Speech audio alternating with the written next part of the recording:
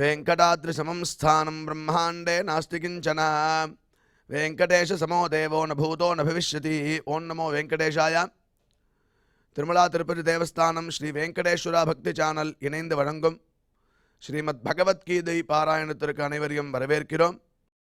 மூகம் கரோதி வாசாலம் அங்கும் லங்கயதே கிரிம் யத்கிருபாதமஹம் வந்தே பரமானந்த மாதவம்.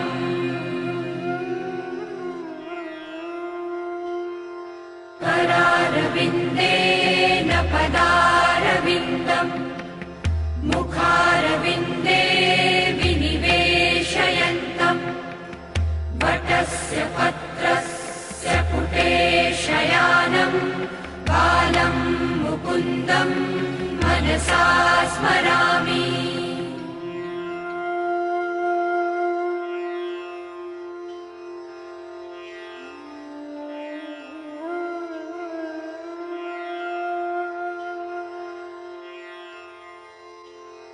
वसुदेवसुतं देवं कंसचाणूरमर्दनं देवकी परमानन्दं कृष्णं वन्दे जगद्गुरुम्.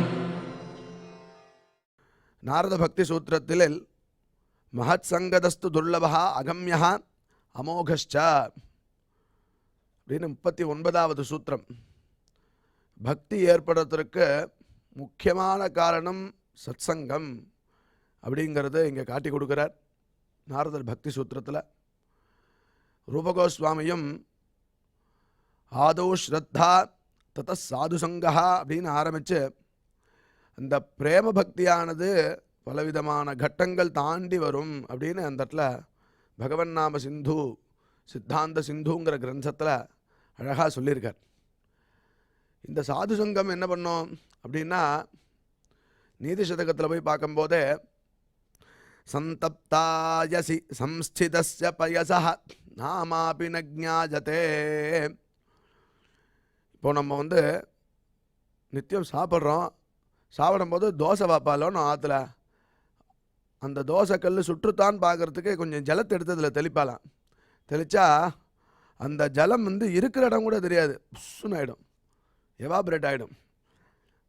அதே ஜலம் சந்தத்தாயசி, அயசின நெருப்பு, இது இரும்பில் ரொம்ப காய்ச்சின இரும்பில் சம்ஸ்திதஸ்ய பயசா ஜலத்தை எடுத்து தெளிச்சான்னா நாமாபி ந ஞாயதே, பேர் கூட தெரியாது, ஜலம் இருந்ததா அப்படின்னு கேட்டால் இல்லைன்னு தான் சொல்லுவோம் 2 நிமிஷம் கழிச்சு. அதே ஜலம் முக்தாகாரதயா ததேவ நிர்ணீ பத்ரஸ்திதம் ராஜதே, நிர்ணீ பத்ரஸ்திதம் முக்தாகாரதயா ததேவ ராஜதே. ஒரு தாமரை இலை மேலே ஜலத்தை எடுத்து தெளிச்சான்னா அதை பார்க்குறதுக்கு முத்து போல் தெரியுமா, அப்படியே பார்க்குறதுக்கு அப்படியே பிரகாசமாக தெரியும். அதே ஜலம் இன்னொரு இடத்துல பார்க்கும்போது ஸ்வாத்யாம் சாகர சுக்தி மத்திய பதிதம் தன் மௌக்திகம் ஜாயதே. இப்போ முத்துன்னு சொல்கிறோமே, அந்த முத்து எப்படி ஏற்படுறதுன்னு சாஸ்திரம் இங்கே காட்டி கொடுக்குறார். சுவாதி நட்சத்திரத்தில் ஒரு நல்ல மழை காலத்தில் இந்த சிப்பி திறந்துன்னு இருக்குமா, அதில் விழக்கூடிய ஒரு சொட்டு ஜலம் அப்படியே அது மூடினோடனே முத்தா மாறுறதுன்னு சாஸ்திரத்தை சொல்கிறார். ஸ்வாத்யாம் சாகர சுக்தி மத்திய பதிதம் தன் மௌக்திகம் ஜாயதே, முக்தா மாறுறதுதான். இதெல்லாம் என்ன பலவிதமான கட்டம் சொல்கிறார். பிராஜே நாதம மத்தியம உத்தம குணா சம்சர்கதோ ஜாயதே. சம்சர்க்கத்தினால தான் பலவிதமான அதம மத்தியம உத்தமமான குணங்கள் ஏற்படுறது அப்படின்னு அழகாக நீதி சதகத்தில் சம்சர்க்கம் எவ்வளோ முக்கியம், அது சாது சங்கமாக இருந்தால் எப்படி முத்து போல பிரகாசிக்கலாம், அதுக்கு மேலே முத்தாவே மாறலாம். இந்த சாதாரண ஜலம் முத்தாவே எப்படி மாறுறது அப்படிங்கிறத உதாரணமாக வச்சு சொல்லிருக்கார். அதுக்கோசரமே இந்த சாது சங்கம் ஏற்படணும். இந்த சத்சங்கமானது நம்மளுக்கு ரொம்ப முக்கியம். அது எப்படி வரும்னா முக்கியதஸ்து மகத் கிருபையைவா பகவத் கிருபா லேஷாத்வா அப்படின்னு 38வது சூத்திரம் நாரத பக்தி சூத்திரத்தில் பகவானே சுயமே அவனுடைய கிருப்பை லேசாக நம்ம மேலே உழுந்தா போதும் இந்த பக்தியானது நமக்கு ஏற்படும் அப்படிங்கிறதுக்காக ஒரு சாது சங்கத்தையும் நம்மளுக்கு ஏற்படுத்தி கொடுத்துருக்கான் தேவஸ்தானம் துவாரா, SVBC சேனல் துவாரா. அதனால்தான் இந்த பகவத்கீதை பாராயணமானது பிரதிதினம் பிரதிஸ்லோகம் ஒவ்வொரு ஆத்துலேயும் கேட்கணும்னு தேவஸ்தானம் ஏற்பாடு பண்ணி இது மக்கள்கிட்ட கொண்டு போய் சேர்ப்பிச்சுருக்கா. அப்பேற்பட்ட இந்த பகவத்கீதை பாராயணத்திற்கு முதல்ல குரு பிரார்த்தனை மற்றும் சங்கல்பத்துடன் இன்றைய நிகழ்ச்சியை துவங்கலாம்.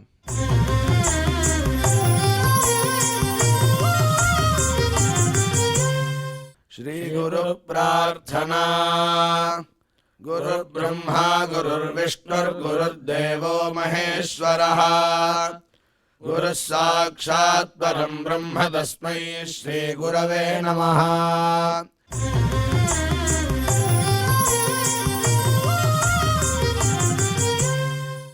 ஸ்ரீனிவாச பிரார்த்தனா. நமः க்ஷீராப்திநாதாய வைகுண்டாச்சலவாசினே முகுந்தாய நமோ நித்யம் அனந்தாய நமோ நமः.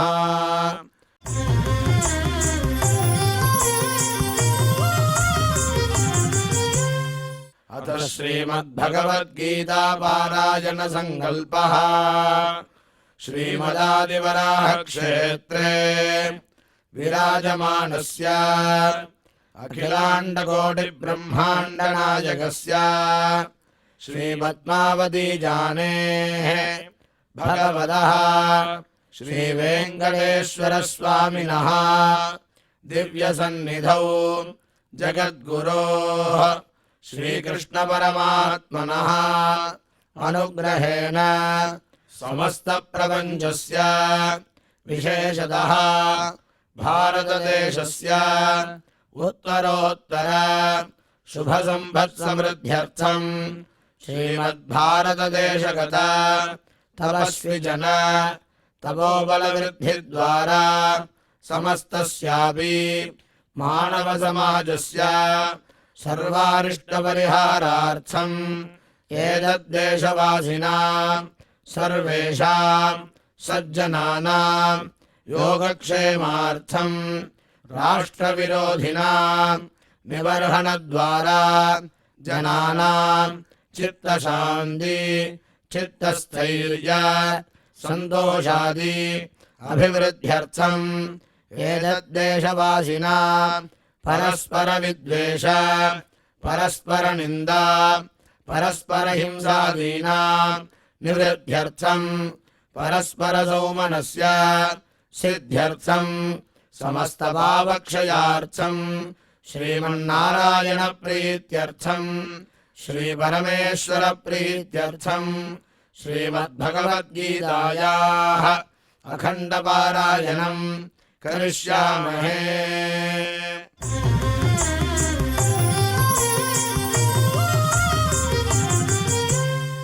श्रीगीता प्रार्थना।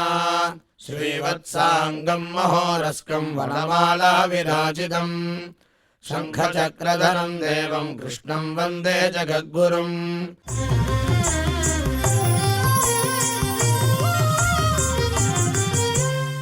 पार्थाय प्रतिबोधितां भगवता नारायणेन स्वयं व्यासेन ग्रथितां पुराणमुनिना मध्ये महाभारतम् अद्वैतामृतवर्षिणीं भगवतीम् अष्टादशाध्यायिनीम् अम्ब त्वामनुसन्ददामि भगवद्गीते भवद्वेषिणीम्।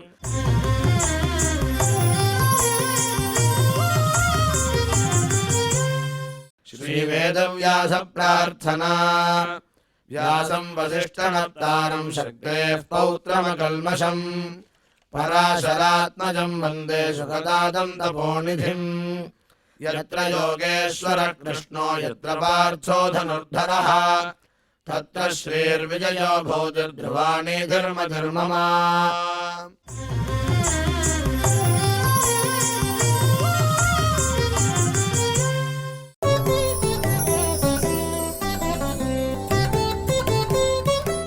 सर्वस्य चाहं हृदि सन्निविष्टः मत्तस्मृतिर्ज्ञानमपोहनं च வேதைஷ்ச சர்வைரஹமேவ வேத்யஹ வேதாந்தகிருத் வேத விதேவ சாஹம். இப்பொழுது நாம் செய்த பாராயணத்தினுடைய ஸ்லோகத்தின் அர்த்தங்களை டாக்டர் உவே அனந்த பத்மநாபாச்சாரியார் சுவாமிகள் நமக்கு விவரிப்பார். அதை கேட்டு மகிழ்வோம்.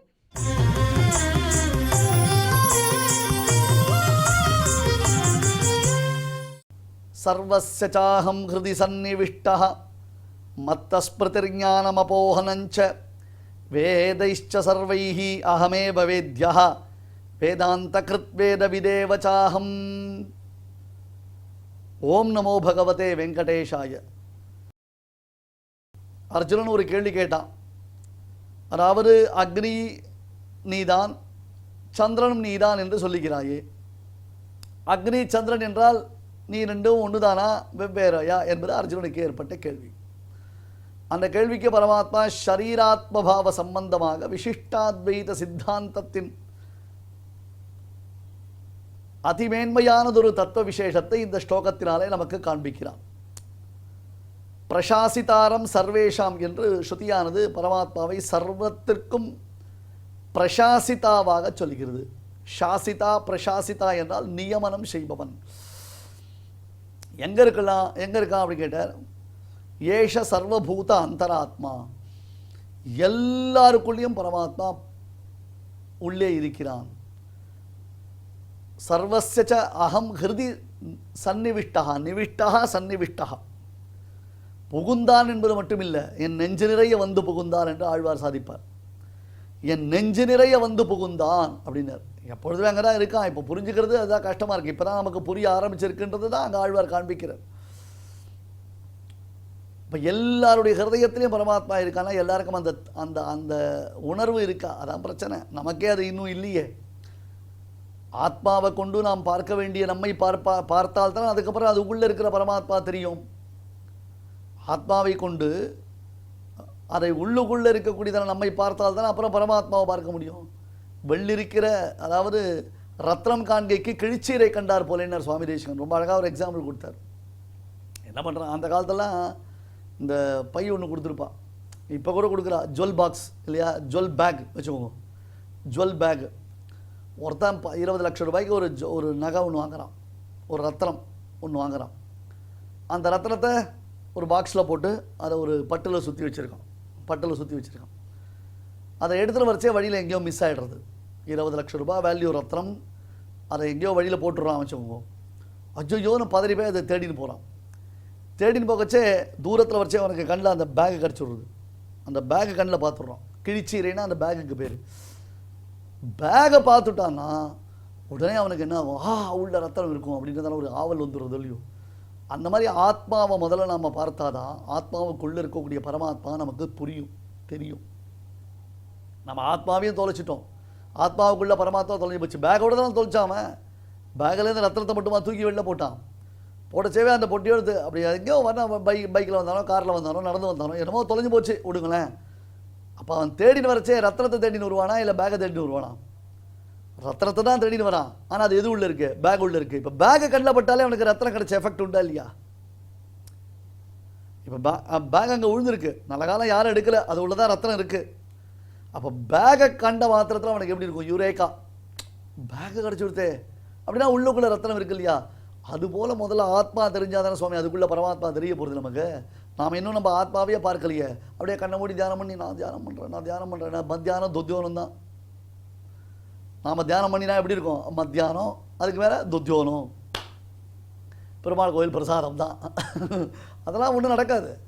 அதுக்கெல்லாம் சரணாகதி பண்ணணும், கர்மயோகத்தை விடாமல் பண்ணணும். கர்மயோகமானது ஆத்ம சாட்சா்காரத்தை கொடுக்கும், ஆத்ம அவலோகனத்தை கொடுக்கும். அதில் நாம் எழியணும். அப்பயே கர்மயோகத்தை விடக்கூடாது. அதுக்கப்புறம் உள்ளுக்குள்ளே பரமாத்மாவை தியானம் பண்ணணும், அந்த பரமாத்மாவை சாட்சாத்கரிக்கணும். எவ்வளோ விஷயங்கள்லாம் இருக்குது. கண்கள் சிவந்து பெரியவாய் வாயும் சிவந்து கனிந்து என்று சொல்கிறார் ஆழ்வார். அப்போ ஒருவன் அடியேன் உள்ளானே உள்ளுக்குள்ளே இருக்கானே. அந்த உள்ளுக்குள்ளே இருக்கிறவனை எங்கே பார்க்கறது, அவனை எப்படி பார்க்கறது? அந்தர் ஜோதிஹி கிமபி யமினா மஞ்சனம் யோக திருஷ்டேகே என்பார் சுவாமி தேசிகன் அற்புதமான பகவத் தியான சோபானத்தில். அதெல்லாம் விட்டுடுவோம். நாம் நேராக போய் சேவிக்கிறோம். யாரை? என் அமுதினை கண்ட கண்கள் திருவேங்கனுடையான பிரத்யட்சமாக சேவிக்கிறோம். இப்போ எப்படி சங்கு சக்கரத்தோட வரதஹஸ்தத்தோட கடிஹஸ்தத்தோட திருவடியை காமிச்சுண்டு அந்த திருவேங்கனுடைய நமக்கு சேவை சாதிக்கிறானோ அவன் தான் இங்கே இருக்கான். அதை புரிஞ்சுக்கோங்க. யார் அங்கே இருக்கிற திருவேங்கனுடையான் அப்படி சங்க சக்கரத்தை ஏந்திண்டு அப்படி வரதஹஸ்தம்னு பேர் இந்த ஹஸ்தத்துக்கு. இப்படி கை இருந்தால் வரதஹஸ்தம், இப்படி கை இருந்தால் அபயஹஸ்தம். இப்போ காஞ்சி வரதராஜ பெருமாள் ரங்கநாதன் அவர்லாம் என்ன அபயஹஸ்தம், புரியுதா? திருவேங்கனுடையான் யார்? இப்படி வரதஹஸ்தம், இப்படி கை வச்சுருப்பான். இந்த கைக்கு கட்டிஹஸ்தம். காஞ்சி வரதர் என்ன பண்ணுவார்? கையில் கதை வச்சுருப்பார். திருவேங்கனுடையான் இந்த வரத அப்படி இடுப்பில் கை வச்சுருப்பான். அப்படி அப்படி அப்படி இடுப்பில் கை வச்சுட்டு உட்காந்துருக்கான். இப்படி சேவை சாதிக்கிறான். இதுதான் உள்ள. இது காஞ்சி வரதனா தியானம் பண்ணிக்கோங்கோ, இல்லை திருவேங்கனுடையானா தியானம் பண்ணிக்கோங்கோ, பத்ரிநாராயணனா தியானம் பண்ணிக்கோங்கோ. எப்படி வேணால் இந்த அர்ச்சாவதாரத்தில் பெருமாளுடைய ஸ்ட்ரக்சர் தான் உள்ளுக்குள்ள பெருமாள் நமக்கு சேவை சாதிக்கிறது. இது சரீராத்மபாவ சம்பந்தம். சரீரவாச்சகமான சப்தங்கள்லாம் ஆத்மபரியந்தமானது செல்லும் என்று பார்க்கப்பட்டது. நேற்றைய உபன்யாசத்தினுடைய முடிவில் நாம் ஸ்மிருதி என்னும் ஒரு வார்த்தையினுடைய பொருளை பார்த்தோம். ஸ்மிருதி அப்படின்னு அர்த்தம்னா நினைவு என்பது பொருள். பிரத்யக்ஷத்தினால ஒரு வஸ்து அடைகிறோம், கண்ணாலேயோ காதாலேயோ வாயாலேயோ அப்படின்னு அர்த்தம். பிரத்யக்ஷத்தினால கண்ணு காது முதலான இந்திரியங்களினாலே நமக்கு ஒரு வஸ்து தெரிகிறது. இப்போ ஒருத்தர் என்ன பண்ணுறார், தேவதத்தனை காஞ்சிபுரத்தில் 20 வருஷத்துக்கு முன்னாடி பார்த்தார். தேவதத்தன் ஒருத்தன், அவனை காஞ்சிபுரத்தில் 20 வருஷத்துக்கு முன்னாடி பார்க்குறேன். இங்கே பாருங்க, நான் அடிக்கடி தேவரத்தன் யக்ஞரத்தன் தேவரத்தன் யக்ஞரத்தன் ஒரு வார்த்தை சொல்கிறேன் இல்லையா? ஏன்னா சாஸ்திரங்களில் ஒரு எக்ஸாம்பிளுக்கு ஒருத்தரை சொல்லணும். அதில் யாரோ ஒருத்தர் பேரை சொல்கிறேன்னா அந்த பேருடையவா ஐயோ இவர் நம்மளை சொல்கிறார் நினச்சிப்பா. அதனால் யாரும் வச்சுக்காத பேரை வச்சு ஒரு கேரக்டர் ரெடி பண்ணியிருக்கான். தேவரத்தன் ஒரு கேரக்டர், யக்ஞரத்தன் ஒரு கேரக்டர். இதுவரை உலகத்தில் யாரும் தேவரத்தன் யக்ஞரத்தன் பேர் வச்சுக்க மாட்டான். டித்தன் டபித்தன் 2 பேருக்கு பேர். இதெல்லாம் எக்ஸாம்பிள் சொல்கிறது. அப்போ XY Z சொல்லலையா நம்ம இங்கிலீஷில்? Mister X is there, mister Y saw him before 15 years அப்படின்னா எக்ஸ்னு ஒருத்தரை ஒய்ன்றவர் 15 வருஷம் முன்னாடி பார்த்தார். அதை தான் நான் என்ன சொல்கிறோம், தேவரத்தனை நான் 15 வருஷம் முன்னாடி பார்த்தேன். இப்படி புரிஞ்சுக்கணும் நீங்கள், அதுக்கோசரம் சொல்கிறேன். 20 வருஷம் முன்னாடி காஞ்சிபுரத்தில் தேவரத்தனை ஒருத்தர் பார்த்தார். 20 வருஷம் கழிச்சு மயிலாப்பூரில் ஒரு கல்யாணத்தில் ஒருத்தரை பார்க்குறாரு. அவரை பார்த்தோன்னே அவருக்கு ஞாபகம் வருது, என்னது, நீங்கள் தேவரத்தன் தானே, உங்களுக்கு ஞாபகம் இருக்கா? 20 வருஷம் முன்னாடி காஞ்சிபுரத்தில் கருட சேவை அன்னைக்கு தூப்புல்ல வேதாந்தரேசிகர் சன்னதியில் நீங்களும் நானும் சந்தித்தோம் இல்லையா அப்படின்னு ஏதோ சொல்கிறார்.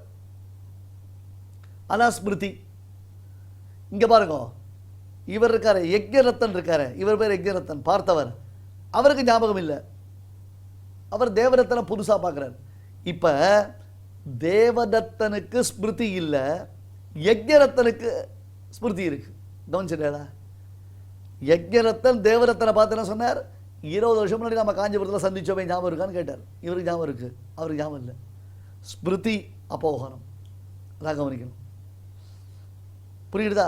சிலது மறந்து போயிடுது, அப்புறம் மறுபடியும் ஒரு நாள் திடீர்னு நமக்கு ஞாபகம் வருது.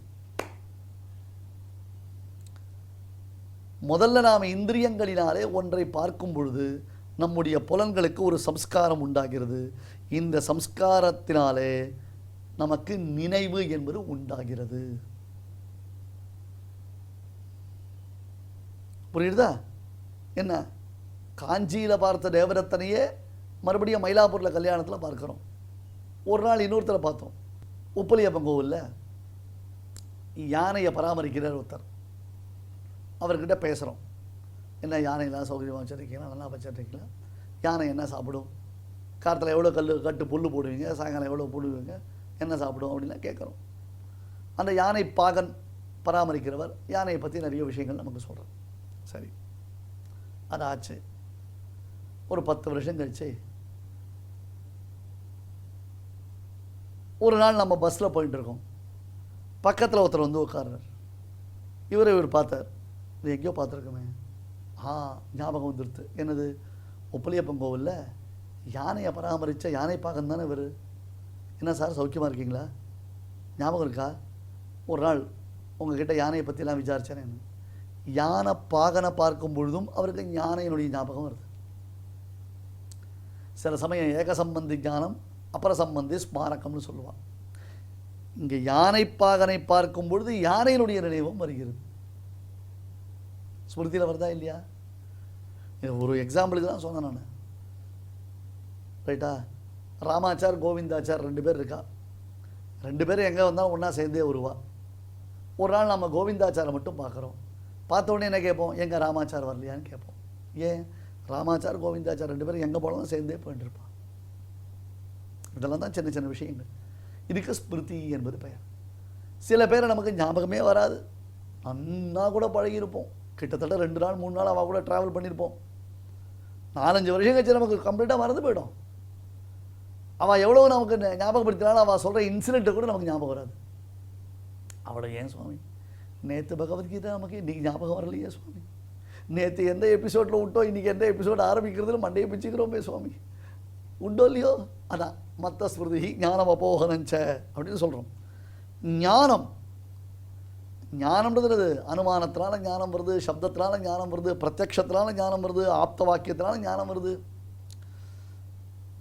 கண்காறு முதலான இந்திரியங்களினாலே பிரத்யக்ஷத்தினால, அதெல்லாம் பிரத்யக்ஷம். அப்புறம் அனுமானம், அந்த மலையில் நெருப்பு இருக்குன்றான், எப்படி தெரிகிறது? மலையில் புகை இருக்குடான்னு. புகை இருந்தால் ஆமாப்பா புகை இருந்தால் நெருப்பு இருக்கும்ப்பா, நெருப்பு இல்லாமல் புகையாது. அனுமானத்தினால சொல்கிறான் மலையில். அப்புறம் ஒன்று சொல்கிறான், என்ன அவர் மழை வர போகிறது. எப்படி மழை வர போகிறது? இல்லை ரொம்ப ஈசல்லாம் பறக்கிறது, ஈசல்லாம் பறந்துனா மழை வரும் அப்படின்னு ஒரு அனுமானத்தினால சொல்கிறான். அதுவும் ஒரு ஞானம் தான் நமக்கு. அப்புறம் ஞானம் வருது, ஆப்த வாக்கியம். ஃப்ரெண்டு சொல்கிறான், டேய் நான் சொல்கிறேன் கேட்டா, இதாண்டா சரி, நீ யோசிக்காதடா, நான் சொல்கிற மாதிரி பண்ணுடா அப்படின்னு அந்த ஆப்த வாக்கியம் நமக்கு ரொம்ப வேண்டியவர். என் ஃப்ரெண்ட் இன் நீட், என் ஃப்ரெண்ட் இன் டீட் அப்படின்னு இல்லையா, அந்த ஆப்த வாக்கியத்தினால நமக்கு ஞானம் வருது. இப்போ கண்ணு முதலான இந்திரியங்களினாலே நமக்கு ஏற்படக்கூடிய ஞானத்திற்கு என்ன பேர்? பிரத்யக்ஷ ஞானம் என்பதாக பெயர். அனுமானத்தினால் உண்டாகக்கூடிய ஞானம் அனுமான ஞானம் பேர். பர்வதோ வன்னிமான், மலையில் நெருப்பு இருக்கிறது. எதனால்? புகை இருப்பதினாலே. எங்கெங்கெல்லாம் புகை இருக்குமோ அங்கெல்லாம் நெருப்பு இருக்கும். எத்திர எத்திர தூமஹா தத்திர தத்திர வன்னிஹி அப்படின்னு பேர். அதே மாதிரி யோகத்தினால ஒரு பிரத்யக்ஷம் வருது. வசிஷ்டர், விஸ்வாமித்திரர், வியாசர், சுகர் முதலான மகான்கள் அப்படி யோகாபியாசம் பண்ணினான். அந்த யோகத்தில் அவளுக்கு சாட்சாத்காரம் ஏற்படுறது. பூத பவிஷ்ய வர்த்தமானங்கள் அவளுக்கு தெரிகிறது. இறந்த காலமும் தெரிகிறது, நிகழ்காலமும் தெரிகிறது, எதிர்காலமும் தெரிகிறது. வியாசர், வால்மீகி முதலான மகரிஷிகள் மகாபாரதம், ராமாயணம் முதலானவற்றை ஏற்றும் பொழுது அந்த சம்பவங்கள் நடைபெற்றிருக்கவே இல்லை. அந்த சம்பவங்கள்லாம் நடைபெறுவதற்கு முன்பாகவே அவர்கள் யோகத்தினாலே சாட்சாத்கரித்து எழுதினார்கள். யோகத்தினால் அதை பிரத்யட்சமாக்கி அவள் எழுதினாவா. ஞானம். அடுத்தது அபோகனம்னு அர்த்தம் அப்படின்னு கேட்டால், ஏற்கனவே உண்டான ஞானம் மறைந்து விடுவது, அழிந்து விடுவது அப்படின்னு பேர். அபோட்டதோ தோஷா, அதாவது முன்பெற்ற ஞானத்தின் நிவிருத்தி. கீழே சொன்னோம் இல்லையோ, ஏற்கனவே ஞானம் ஏற்பட்டது, அவர்கிட்ட பார்த்துருக்க, அவர்கிட்ட பேசியிருக்க, அவர்கிட்ட பழகிருக்க, அவர் மூலமாக எல்லா விஷயங்களும் நிறைய நீ பரிமாறின்னு இருக்க. இன்னைக்கு அவரை நீ பார்க்கும் பொழுது நீ எவ்வளவு யோசித்தாலும் உனக்கு அவருடைய ஞாபகம் வரல. அபோகனம் என்பதற்கு முன்னுண்டான அறிவானது அழிந்து விடுகிறது அப்படின்னு அர்த்தம் உண்டு. இல்லை, இதை இன்னொரு விதமாக நாம் ஒரு அர்த்தம் பண்ணலாம். அபௌகனம் அப்படின்னு ஒரு அர்த்தம் பண்ணலாம். அப்போ அது ஒரு ஞானம், ஊகித்தறிகிறது. அதை எப்படி ஊகித்தறிவது? இந்த மாதிரி சில விஷயங்கள் நடந்துட்டுருக்கு, இதனால் இது நடக்கப் போகிறது, இப்படி ஒரு சம்பவம் நடக்கப் போகிறது என்று பார்க்க போகிறோம். அடுத்தது, கண்களினாலே ஒரு விஷயத்தை நாம் தெரிந்து கொண்டோம் என்றால் அதற்கு சாக்ஷுஷ பிரத்யக்ஷம் என்பதாக பெயர். இது சிகப்பாக இருக்குது, இது மஞ்சளாக இருக்குது, இது கருப்பாக இருக்குது, இது புஷ்பம், அது தேங்காய், அது வாழைப்பழம், அது மனுஷன், அவன் தேவரத்தன், இவன் யக்ஞரத்தன், இது புலி, இது சிங்கம் அப்படின்னு நாம் பார்க்கிறோம் இல்லையா? இப்போ கண்களினாலே ஒரு வஸ்து உண்டாகிறது, அது பிரத்யக்ஷமாகிறது, அதற்கு சாக்ஷுஷ பிரத்யக்ஷம் என்பதாக பெயர். கண்களினால்தான் சாக்ஷுஷ பிரத்யக்ஷம் உண்டாகும் என்பதை நாம் ஒரு ஊகத்தினாலே அறிகிறோம் அல்லவா, அதற்கு ஊகனம் என்பது பெயர். கண்களினால் என்ன பார்க்கலாம்? ரூபத்தை பார்க்கலாம். இங்கே பானைகள் நிறைய அடுக்கி வச்சிருக்கு, அதில் இது வெள்ளிப்பானை, இது தங்கப்பானை, இது மண் பானை, இது பீங்கான் பானை, கண்ணாலேயே பார்க்கலாம். இங்கே பானை எவ்வளோ இருக்குது? 80 பானை இருக்குது, கண்ணாலேயே பார்க்கலாம். அதில் 10 பானை மண் பானை, 20 பானை தங்கப்பானை, 30 பானை வெள்ளிப்பானை அப்படின்னு கண்ணாலேயே நாம் பார்க்கலாம். இப்போ ரூபத்தினால வாயுவை பார்க்க முடியுமா? ரூபத்தினால ரசத்தை அறிய முடியுமா? அல்லது ரூபம் இல்லாத பொருளின் எண்ணிக்கையை உன்னால் ரூபத்தினால தெரிந்து கொள்ள முடியுமா? இங்கே பாருங்க, இந்த ஊகத்தினால் நாம் எப்படி தெரிஞ்சுக்கணும்னா, யாகம் பண்ணால் சொர்க்கம் அப்படின்னு வேதம் சொல்கிறது. யாகம் பண்ணு உனக்கு சொர்க்கம் கிடைக்கும்ட்டு. இப்போ யாகம் பண்ணுறோம். எத்தனை நாள் யாகம் பண்ணுறோம்? 3 நாள் யாகம் பண்ணுறோம். 3 நாள் யாகம் பண்ணினோடனே யாகம் முடிஞ்சு போயிடுதா இல்லையா? யாகம் முடிஞ்சு போயிடுது. இவர் உட்காந்துருக்கார், யாகம் முடிஞ்சு போச்சே, எனக்கு சொர்க்கம் எப்படி வரும்னு தெரியலையே, யாகம் முடிஞ்சு போச்சே, எனக்கு எப்போ சொர்க்கம் வரும்னு தெரியலையேண்ணா. சொர்க்கம் வரும். எப்போ வரும்? யாகம் முடிந்து விட்டது. இதற்கு பிறகு உன்னுடைய வாழ்க்கை இன்னும் இருக்குது. இந்த வாழ்க்கை இன்னும் முடியவில்லை. இந்த வாழ்க்கை முடிந்த உடனே இந்த தேகத்தை நீ விட்ட பிறகு உனக்கு சொர்க்காதி லோகங்கள் கிடைக்க போகிறது. எப்படி கிடைக்கும்? யாகம்தான் முடிஞ்சு போச்சே, யாகம்தான் முடிஞ்சு போச்சே. யாகம் முடிஞ்சு கொடுத்து இந்த யாகத்தினாலே உண்டான அபூர்வம் என்று ஒரு பலன் இருக்கிறது. பேங்கிங் அது. யாகத்தினாலே அபூர்வம் என்று ஒரு பலன் இருக்கிறது. பாருங்களேன், உன்னுடைய பேங்க்கில் அக்கௌண்ட்டில் 1 லட்சம் ரூபாய் இருக்குது அப்படின்னு பாஸ்புக்கில் வந்துருக்கு. கரெக்டாக? 1 லட்சம் ரூபான்னா இன்றைக்கி எத்தனை 100 ரூபா நோட்டு, எத்தனை 500 ரூபா நோட்டு? 1 லட்சம்னு அங்கே 1 போட்டு 000 போட்டு டைப் பண்ணி வச்சுருக்கான். ஒருத்தர் கேட்டார், என்ன 1 லட்சம் இருக்குன்றீங்களே, வெறும் எழுத்து தானே இருக்குது. 1 லட்சம் எங்கே இருக்குது? வெறும் எழுத்து தானே இருக்குன்னா. ஏண்டாப்பா, உன்னுடைய அக்கௌண்ட்டில் 1 லட்சம் இருக்குது அப்படின்றதுக்கு தான் இது. இந்த 1 லட்சம்ன்றது எழுத்தில் எழுதி வச்சிருக்காளே, இது 1 லட்சம் என்பது உன்னுடையதான பணத்தினுடைய வேல்யூ. இது அபூர்வமாக அங்கே இருக்கா இல்லையா? அப்போ பாஸ்புக்கில் 1 லட்சம்னு இருந்ததுன்னா உன்னுடைய அக்கௌண்ட்டில் 1 லட்சம் ரூபாய் நீ கையில் எடுக்க முடியுமா முடியாதா? உனக்கு தேவைப்படுச்சா அந்த 1 லட்சம் ரூபாய் உன்னால் கையில் ட்ராப் பண்ண முடியுமா முடியாதா? அந்த மாதிரி யாகம் முடிந்து விட்டது. அந்த யாகத்தினுடைய பலன் அபூர்வம்னு ஒன்று இருக்குது. அந்த அபூர்வம் இருந்துருக்கு. அந்த அபூர்வத்தை கொண்டு உனக்கு பலன் கொடுக்க போகிறது என்னது? ஒரு தேவதை. அது இந்திரனோ சோமனோ யாரோ ஒரு தேவதை. அந்த தேவதை என்ன ஆகுது? உனக்கு கொடுக்கிறதோ இல்லையோ, அப்போ ஓஹோ, நாம் யாகம் பண்ணுறோம், யாகத்தினால இந்த தேவதையை ஆராதித்தோம், அந்த தேவதைக்கு சந்தோஷம் ஏற்பட்டது, யாகம் முடிந்து விட்டது, இன்னும் அந்த தேவதை நம்மிடத்தில் சந்தோஷத்துடன் இருக்கிறது. நாம் இந்த தேகத்தை விடும் பொழுது பலன் கொடுக்க வேண்டிய தருணத்தில் அந்த தேவதை நமக்கு பலன் கொடுக்கும் என்று ஊகத்தால் அறிகிறோம்.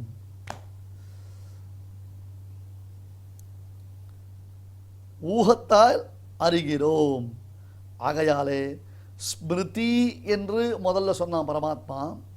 மத்த ஸ்மிருதிஹி ஞானம் அபோகனம் ச என்று அடுத்து சொன்னான் இல்லையோ. இந்த சீக்வன்ஸ் என்ன அர்த்தம்? ஸ்மிருதி என்பதாக நினைவை சொல்லுகிறான். அதற்கு காரணமான அனுபவம்ன்றது ஞானத்தினாலே உண்டாகிறது. அதற்கு காரணமான ஊகம், அந்த அறிவானது கடைசியில் சொல்லப்படுகிறது. அடுத்தது வேதம் பாருங்கோ, கர்மகாண்டம் ஞானகாண்டம் என்னும் 2 பிரிவுகளை உடையது.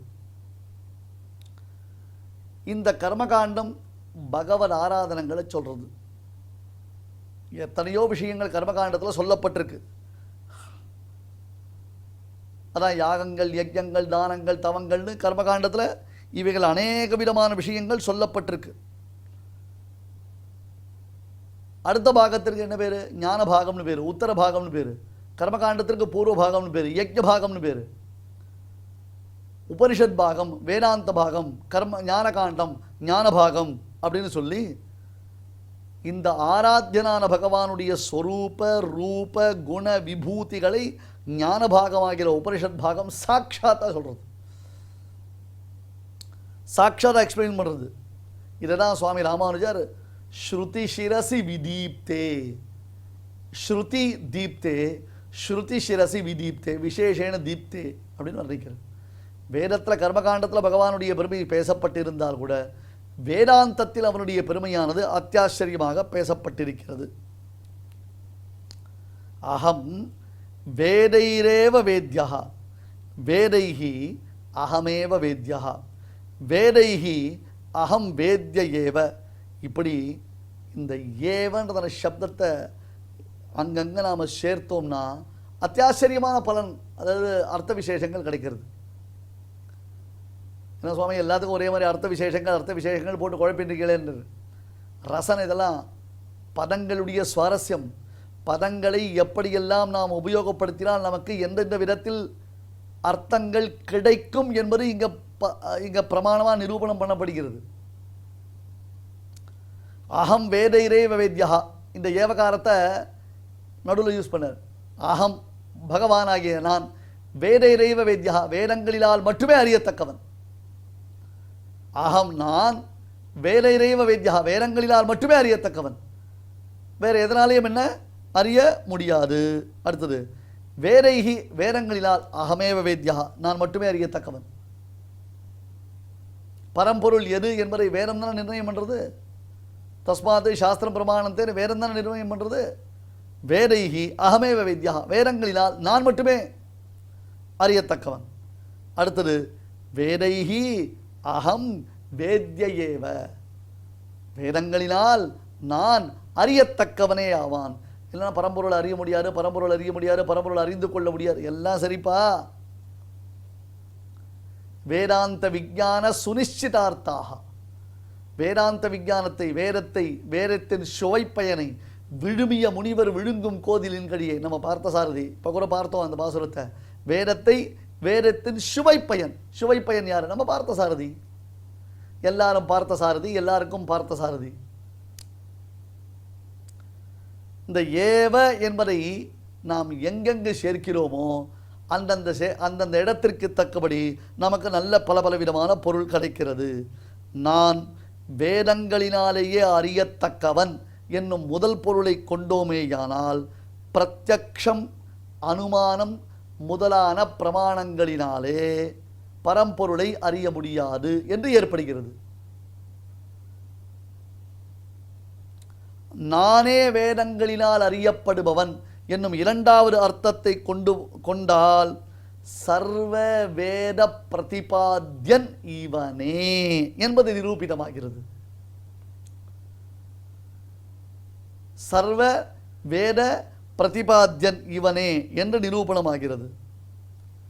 மூன்றாவது, வேதங்களால் நான் அறியப்படுபவனே என்ற அர்த்தம் கொண்டோமேயானால், சுவாமி பெருமாளை நிரூபணம் பண்ணக்கூடிய பிரமாணங்களே கிடையாது சுவாமி. அதனால தான் சில பேர் இல்லைன்னு சொல்லிட்டு இல்லையோ. அவனை நிரூபிக்கிற பிரமாணமே கிடையாது, அவனை எடுத்து காட்டக்கூடிய பிரமாணமே கிடையாது, அவனை சொல்லக்கூடிய பிரமாணமே கிடையாது அப்படின்னு சொல்கிறாள் இல்லையோ, அந்த ஆக்ஷேபம் இங்கே நிராகரிக்கப்படுகிறது. ஏவைய 3 இடத்துல நீங்கள் அன்வயம் பண்ணுங்கோ. அகம் வேதைரைவ வேத்யா வேதைஹி அகமேவ வேத்யா வேதைஹி அகம் வேத்ய ஏவ. முதல் அர்த்தம் என்ன அப்படின்னு கேட்டோம்னா, நானே வேதங்களினால் அறியப்படுபவன் என்று சொன்னாமையானால் சர்வ வேத பிரதிபாத்யன். முதல் அர்த்தம் அகம் வேதைரைவ வேத்யா நான் வேதங்களாலே அறியத்தக்கவன் அப்படின்னு அர்த்தம் பண்ணும். முதல் அர்த்தம் பண்ணும் அகம் வேதைரைவ வேத்யா வேதங்களாலே அறியத்தக்கவன். வேதைஹி அகமேவ வேத்யா வேதங்களினால் நானே அறியத்தக்கவன். வேதைஹி அகம் வேத்யேவ வேதங்களினால் நான் அறியத்தக்கவனே அப்படின்னு அர்த்தம் பண்ணுறது. அடுத்தது வேதாந்த கிருத் என்றால் வேதாந்தங்களில் சொல்லப்படும் பலனை அளிப்பவன். வேத விதேவ சாகம் இப்படி என்னை கூறும் வேதங்களை நானே அறிந்தவன் என்றதனால் இந்த பரமாத்மா அவன் சர்வத்திற்கும் அந்தராத்மாவாக எல்லாவற்றிற்கும் ஆதாரபூதமாக ஷரீரி பாவ சம்பந்தத்துடன் இந்த பகவான் விளங்குகிறான் என்று இங்கே காண்பிக்கப்படுகிறது. சர்வஸ்யாகம் ஹிருதி சந்நிவிஷ்ட மத்தஸ்பிருதிர்ஞானம் அபோஹனஞ்ச வேதைச்ச சர்வைஹி அஹமேவ வேத்யः வேதாந்தக்ருத் வேத விதேவச்சாஹம். ஸ்ரீமதே பகவதே பாஷ்யகாராய நமஹ. இப்பொழுது அடியான் சொல்றதை எல்லாரும் வாங்கி சொல்லணும். சர்வஸ்ய சாஹம் ஹிருதி சந்நிவிஷ்டஹ सर्वस्य चाहं हृदि सन्निविष्टः மத்தஸ்மிருதிர்ஞானமபோஹனஞ்ச मत्तस्मृतिर्ज्ञानमपोहनं च வேதைश्च सर्वैरहमेव वेद्यः वेदैश्च सर्वैरहमेव वेद्यः வேதாந்தகிருத்வேதவிதேவ சாஹம். वेदान्तकृद्वेदविदेव चाहम्. இப்பொழுது நாம் அனைவரும் சேர்ந்து பாராயணம் செய்யலாம். सर्वस्य चाहं हृदि सन्निविष्टो मत्तस्मृतिर्ज्ञानमपोहनं च वेदैश्च सर्वैरहमेव वेद्यो वेदान्तकृद्वेदविदेव चाहम्. தெய்வத்தை ஆராதிக்கும் உன்னதமான வழிகளில் முக்கியமானது பகவன் நாம சங்கீர்த்தனம், அவனை ஸ்தோத்திரம் பண்ணும் முறை. அதை பற்றி விஷ்ணு சகஸ்ரநாம பாஷ்யத்தில் பகவத் பாதால் அஸ்ய ஸ்துதி லக்ஷணஸ்ய அர்ச்சனஸ்ய ஆதிக்கே கிம் காரணம் அப்படின்னு ஒரு கேள்வி கேட்குறார். அதுக்கு ஹிம்சாதி புருஷாந்தர திரவியாந்தர தேச கால நியம அனபேட்சத்வாத் ஆதிக்கே காரணம் அப்படின்னு காட்டி கொடுக்குறார். நம்மளுடைய ஹிந்து தர்மத்தில் சம்பூர்ணமான அஹிம்சை விதிக்கலை. சில இடங்களில் ஹிம்சையும் தேவைப்படுறது. ஆனால் இந்த பகவன் நாமோச்சாரணத்தில் ஹிம்சையே இல்லை அப்படின்னு காட்டுறார். புருஷாந்தர பாக்கி இருக்கிற மனுஷாளுடைய அபேட்சை தேவை கிடையாது. திரவியாந்தர இந்த மாதிரி திரவியங்களை வச்சுண்டு இப்படி யஜ்யம் பண்ணு, இப்படி சுத்தமாக இருக்கணும் திரவியங்கள் அப்படின்னு சொல்ல நியமம் கூட இங்கே தேவை கிடையாது. பகவன் நாம சொன்னாலே போதும். திரவியாந்தர தேச கால இந்த சமயத்தில் தான் இதை பண்ணணும், இந்த காலத்தில் தான் இந்த தேசத்தில் தான் இதை பண்ணணும், இந்த ஊரில் தான் இதை பண்ணணும் அப்படிங்கிற நியமமும் இல்லாதனால, நியமமும் இல்லாது எப்போ வேணால் எப்படி வேணால் எங்கே வேணால் சொல்லலாம் அப்படிங்கிறது தான் இந்த ஸ்துதியினுடைய முக்கியத்துக்குவே காரணம் அப்படின்னு பகவத் பாதால் இந்த பகவன் நாமோச்சாரணத்தினுடைய மேன்மையை பற்றி அழகா விஷ்ணு சஹஸ்ரநாம பாஷ்யத்தில் பிராரம்பத்திலேயே நம்மளுக்கு உபதேசிக்கிறார். அவ்வழியிலே நாம் இப்பொழுது நாம சங்கீர்த்தனத்தை கேட்டு மகிழ்வோம். श्रीमन्नारायण नारायण नारायण श्रीमन्नारायण नारायण नारायण श्रीमन्नारायण नारायण नारायण श्रीमन्नारायण नारायण नारायण श्रीमन्नारायण नारायण नारायण श्रीमन्नारायण नारायण नारायण श्रीमन्नारायण नारायण नारायण श्रीमन्नारायण नारायण नारायण श्रीमन्नारायण नारायण नारायण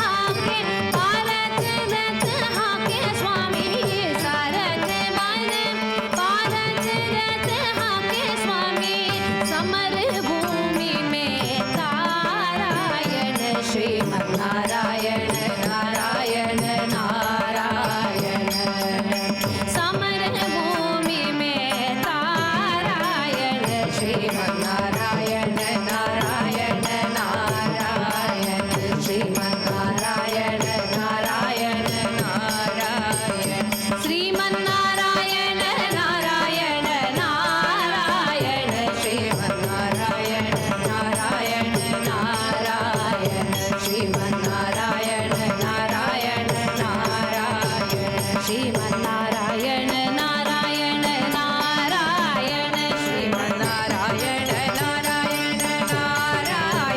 श्रीमन्नारायण नारायण नारायण श्रीमन्नारायण नारायण नारायण श्रीमन्नारायण नारायण नारायण श्रीमन्नारायण नारायण नारायण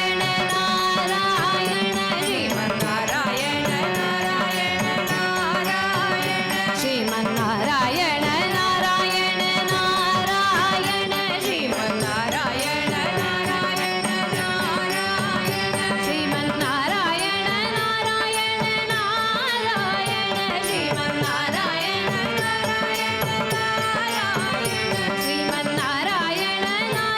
नारायण नारायण श्रीमन्नारायण नारायण नारायण श्रीमन्नारायण नारायण नारायण श्रीमन्नारायण नारायण नारायण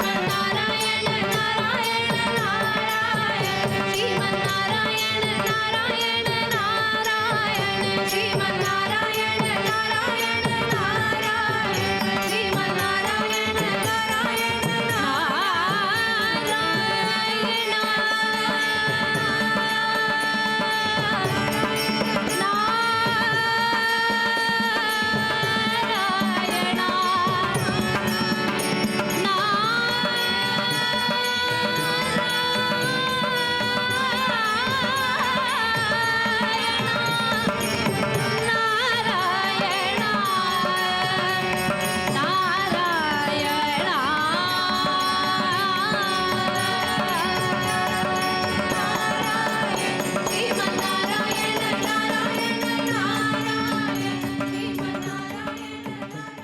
இந்த நிகழ்ச்சியில் இதுவரை நாம் பாராயணம் செய்த ஸ்லோகங்களில் ஏதேனும் அக்ஷரதோஷம் இருந்திருந்தால் அதை நிவர்த்திக்கும் பொருட்டு பகவானிடம் நாம் க்ஷமா பிரார்த்தனை செய்வோம்.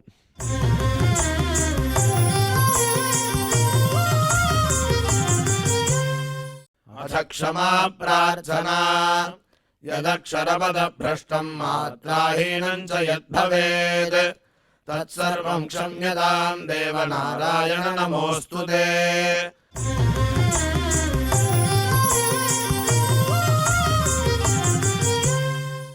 अथ भगवत्समर्पणम् कायेन वाचा मनसेन्द्रियैर्वा बुद्ध्यात्मना वा प्रकृते स्वभावात् करोमि यद्यत् सकलं परस्मै नारायणायेति समर्पयामि।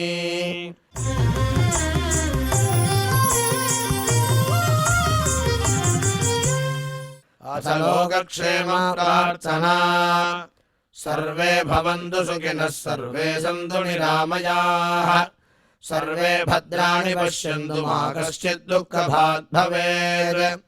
சுவாமியின் அருள் நாம் அனைவருக்கும் கிடைக்க வேண்டி மங்களாசாசனத்துடன் இன்றைய நிகழ்ச்சி நிறைவு பெறுகிறது.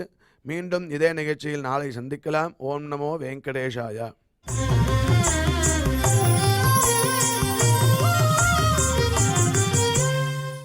अथ मङ्गलम् श्रियः कान्ताय कल्याणनिधये निधयेऽर्थिनाम् श्रीवेङ्कटनिवासाय श्रीनिवासाय मङ्गलम्।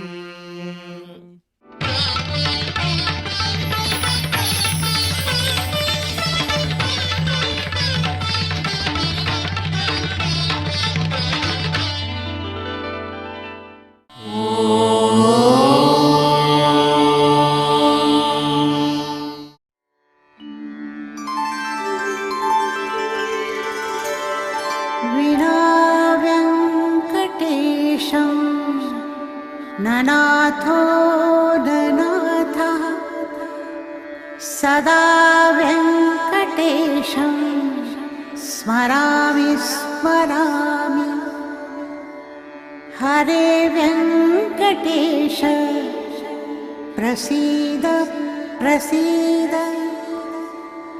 प्रियं वेङ्कटेश प्रयच्छ प्रयच्छ